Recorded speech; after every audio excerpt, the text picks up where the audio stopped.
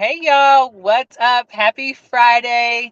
Guess I'm in the car going live because I could not make it back home and I had some stuff to do. So listen, you get me live in my car today. We're going to talk about embracing financial education because it is so important that we continue our financial education no matter where we are in our finances because there's always something new that we can learn. And even as a money coach, there are still things that I am learning because I'm not the expert in all things.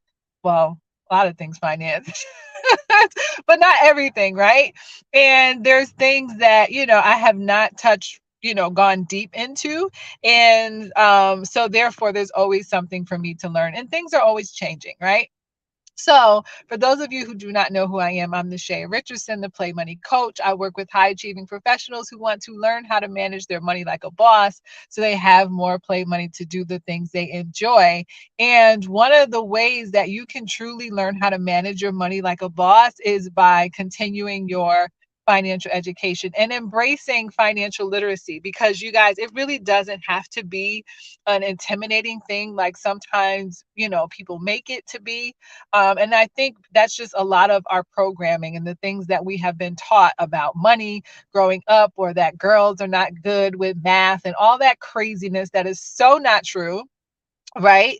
And we can really like say, like, okay, that's all crap. And we're not going to follow that, but we're going to change the narrative to where we're talking about money on a regular basis. It's not taboo. It's not something that we're afraid of. It's not something that we feel overwhelmed about because it doesn't have to be. Now, depending on where you are in your financial journey, right?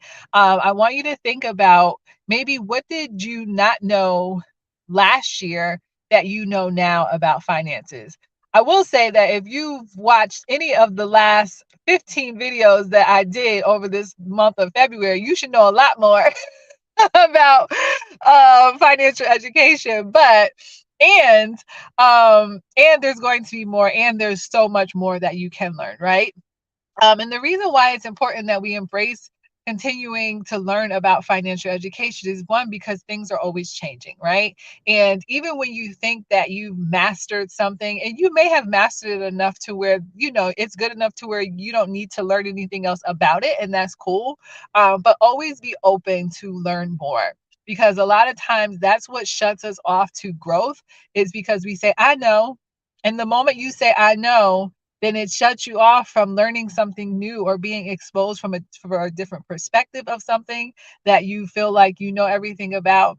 And it could really show you an aha of like, oh, I didn't quite think about it that way. Now maybe I can, address it a different way than what I normally would address it. So always be open to really um, putting on my do not disturb to learning for more financial education.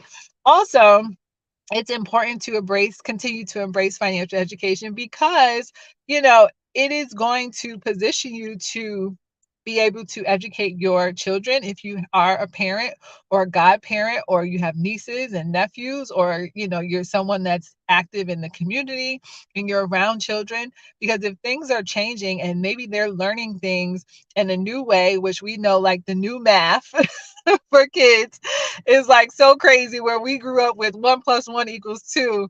Now it's how many pebbles can you separate to make two? It's just craziness. But by furthering your education and staying up to date on those things, it truly positions you to be well-rounded and stay up to date. Also, you can do this. It doesn't have to be something that you invest a lot of money in to continue your education. You can read books. You can take courses. If there's your favorite person, i.e. Nashaya, that you follow on social media, you can listen to what she's saying or they are saying if it's someone other than me, because there's a lot of financial people that I follow that I listen to the things that they share and I learn new things, or I just am intrigued by what they're sharing, even though I may have the same thought process behind it. It's also nice to just hear it from other people. So truly embrace that and commit to learning maybe one new thing for this year that is going to help you improve your financial education. So this was short and sweet because it was just short and sweet.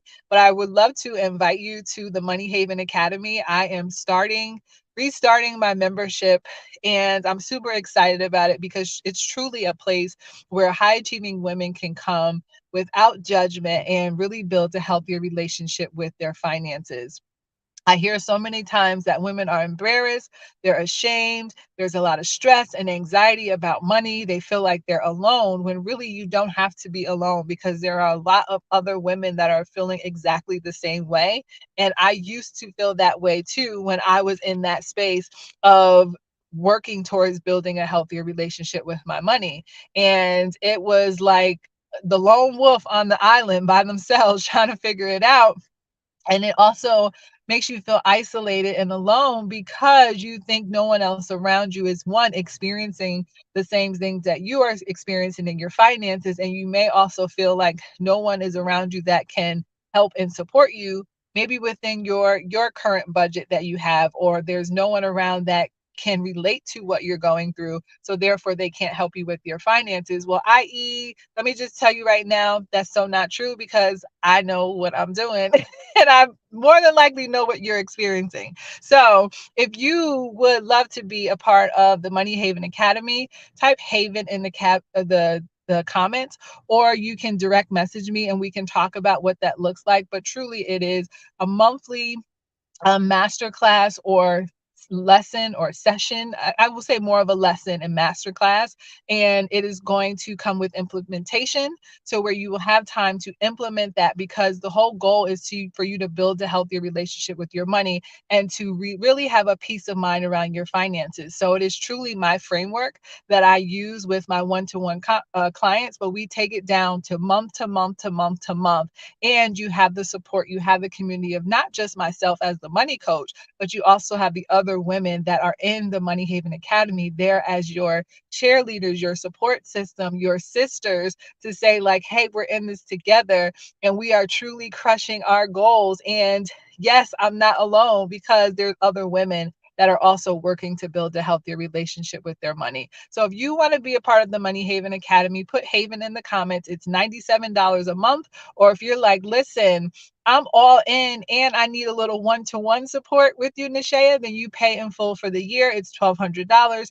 You get a one-to-one session plus the monthly membership. So yes, that was today, day 16. I'm coming back tomorrow. We're going to talk about credit, right? Because I know that's another sore thing for some people, because maybe you're like, listen, I want to buy a car, I want to buy a home, there's some other things that I want to do that requires my credit to get up there, but maybe it's in the 400s, the 500s, the 600s, and you're like, listen, I want to be in the 800 club. Then tomorrow we'll talk about how you can truly build your credit. I'll give you the basics, right? The 101 that you can really start working towards to get that number in the 800 club, because it's a nice space to be in the 800 club, y'all. We can talk about it tomorrow. So have an awesome evening. Stay safe, and I'll see y'all then. Later.